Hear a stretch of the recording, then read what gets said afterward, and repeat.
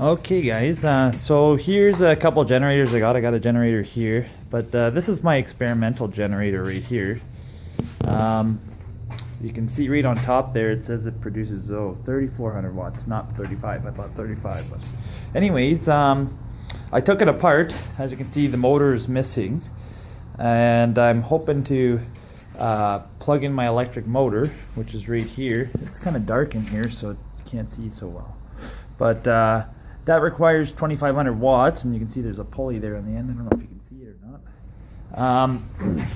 not. So what I'm going to do is I got a modified pulley for this thing too, so this thing can spin off a belt, and that was my system. So anyways, I'll show you through a demonstration here in a second here what I'm going to talk about, and I'm just going to change videos.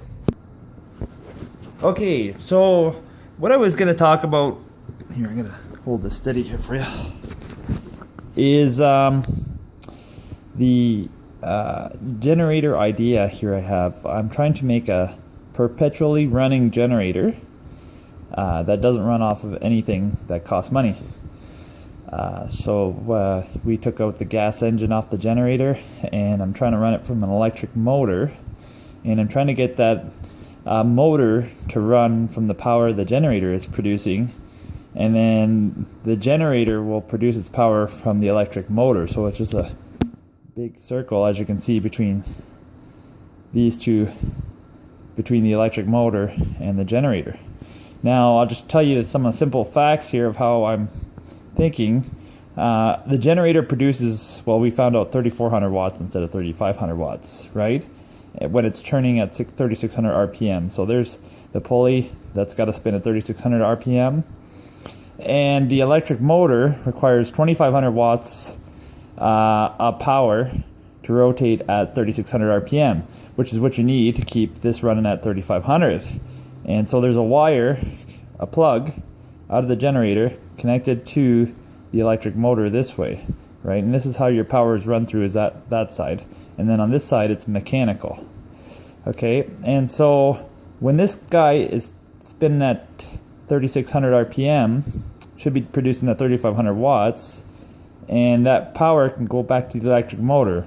And since this only requires 2500 watts, right, there should be an extra 1000 watts. If you take 3500 minus 2500, there should be an extra 1000 watts of power to use off this generator. And so we could attach another plug in there and bring it out to a light bulb, or any kind of device that requires a plug-in to go into there, like from the wall. And so basically how I would get it started up, though, because you have to insert some power from somewhere, is we get an external jack from, like, we have this as a plug in the wall, right? And we take this wire and we just run power from the wall at the beginning, external jack, and then bring it into there, get it up to 3600 RPM, and then right here at this point we're going to switch the power from the wall, now come from the generator, because the generator should be producing enough power after it's up to 3600 RPM to just have it just run this way instead. And so there won't be any power coming from here anymore. And so that's my idea. Comment if you have any input, go ahead and put some in there. Take it to your teachers at school. I got all the tools, I think, except a welder and some iron.